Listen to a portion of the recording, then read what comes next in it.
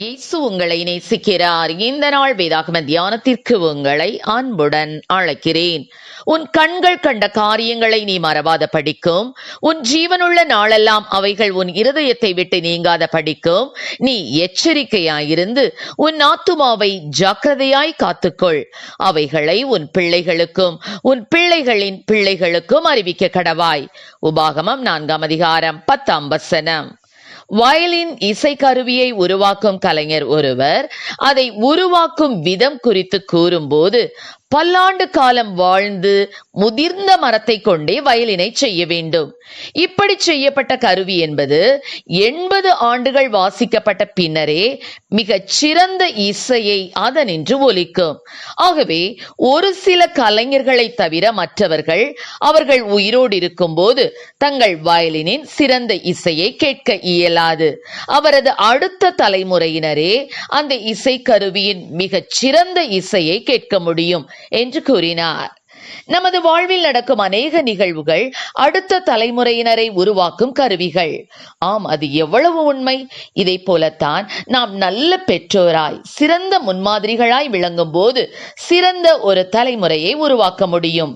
இந்த தலைமுறையின் பயபக்தியான வாழ்க்கை நிச்சயம் வரும் சந்ததியை பயபக்தியுள்ள வாழ்வு வாழ ஒரு கருவியாக அமையும்.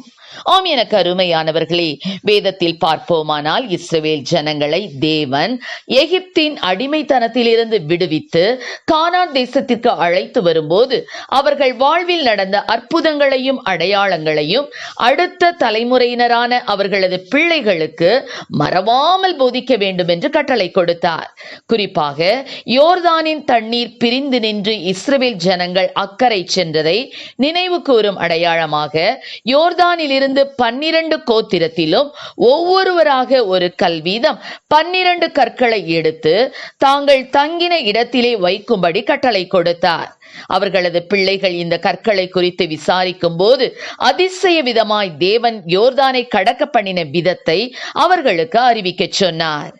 ஆம், நம் வாழ்விலும் கர்த்தர் நம்மை நடத்தின அற்புதமான அதிசயமான வழி நடத்துதலை நம் சந்ததிக்கு அறிவிக்க வேண்டியது நமது கடமையாகும்.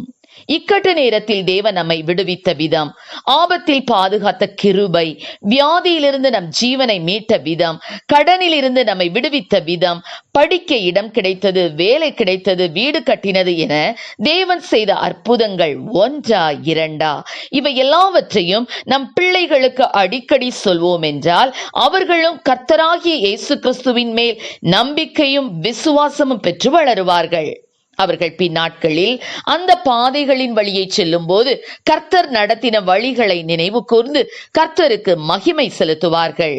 இப்படி நாம் நம் பிள்ளைகளுக்கு கர்த்தர் செய்த நன்மைகளை சொல்லிக் கொடுத்து வளர்ப்போம் என்றால் அவர்கள் ஒரு விசுவாச சந்ததியாக உருவாகுவார்கள் என்பதில் சந்தேகமே இல்லை.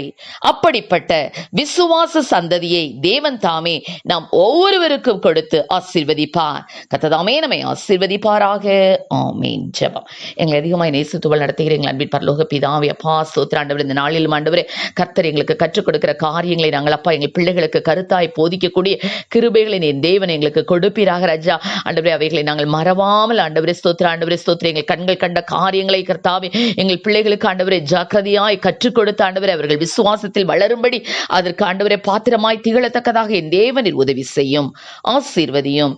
இயேசுவின் நாமத்திலே ஜெபிக்கிறோம் நல்ல பிதாவே. ஆமென்.